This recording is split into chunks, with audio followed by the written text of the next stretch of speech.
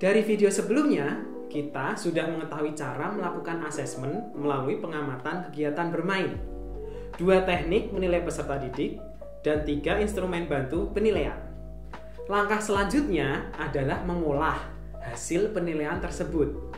Langkah pertama adalah dengan menanyakan 2 pertanyaan ini. Apa yang sudah baik dicapai oleh peserta didik?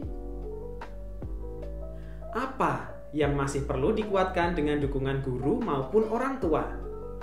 Kita ambil contoh si Bima ya, dari video permainan bambu sebelumnya. Nah, kita sudah membuat checklist ini, anekdotal ini, dan dokumentasi karya ini. Dari sini kita bisa menjawab 2 pertanyaan tadi. A. Peserta didik sudah mencapai kemampuan mengenal angka, kemampuan mengekspresikan emosi, kemampuan bersosialisasi, dan lain-lain. B.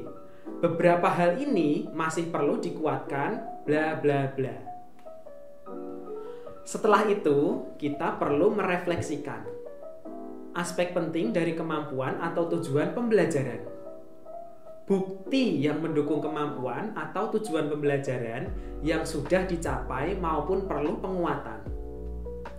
Contohnya, untuk si Bima, berikut ini aspek-aspek penting dari kemampuannya. Berikut ini bukti yang mendukung hal tersebut.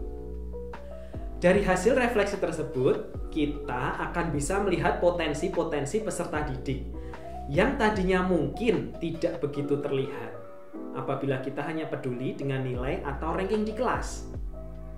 Langkah yang terakhir yaitu merancang tindak lanjut yang dapat dilakukan guru untuk mendukung perkembangan peserta didik dan memberikan rekomendasi yang dapat menguatkan kemampuan peserta didik di rumah. Bagi Bapak Ibu guru, sampaikan juga ke orang tua bahwa sebaiknya tidak membanding-bandingkan anaknya dengan peserta didik lain ketika menerima hasil laporan pembelajaran. Laju perkembangan setiap peserta didik berbeda-beda. Mohon tidak melabel, dan setiap peserta didik pastinya bisa apabila mau berusaha.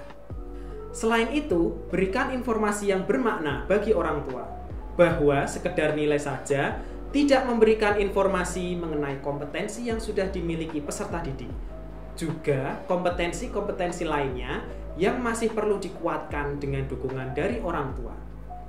Ajak orang tua untuk mengenali minat, kelebihan, dan kekurangan anaknya sendiri, daripada sekedar peduli dengan pemerolehan nilai angka atau ranking di kelas. Cukup mudah kan ya? Setelah ini, kita akan belajar cara melaporkan hasil penilaian di video selanjutnya. Sampai jumpa di video selanjutnya ya!